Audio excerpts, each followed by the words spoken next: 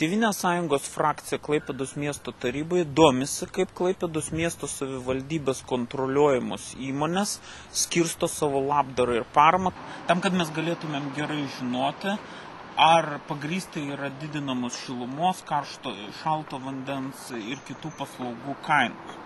Spalio mėnesį vykdydamas frakcijos sprendimą, aš užklausiau Klaipėdos savivaldybės administracijos direktoriaus, prašydamas pateikti ataskaitą apie savivaldybės įmonių UAB Gatvių apšvietimas, UAB Klaipėdos autobusų parkas, AB Klaipėdos energija, AB Klaipėdos vanduo suteiktą labdarą ir paramą nuo 2004 iki 2007 metų.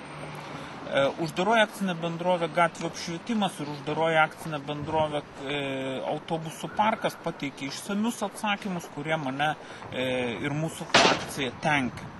Tuo tarpu akcinės bendrovės Klaipėdos vanduo ir Klaipėdos energija atsisakė teikti šitą informaciją, motyvuodama to, kad tai yra komercinė paslaptis.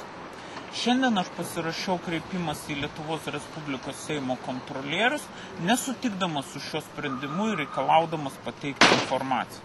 Aš manau, kad minėtų organizacijų vadovai elgėsi neatsakingai miesto visuomenės atžvilgiu, slėpdami informaciją, kam suteikė daugiau negu 1 milijoną litų paramos. Aš negaliu įtikinti savo rinkėjų, kad reikia balsuoti už šilumos kainų padidinimą, kad šitas padidinimas yra neišvengiamas, tol kol tos savivaldybės kontroliuojamos įmonės man nesuteikia reikiamos informacijos. Aš tikrai tikiu, kad Seimo kontrolieriai padės apginti man klaipėdiečių interesus ir tikrai mes žinosime, kad mūsų įmonės dirba skaidriai, tinkamai ir užtikrintai.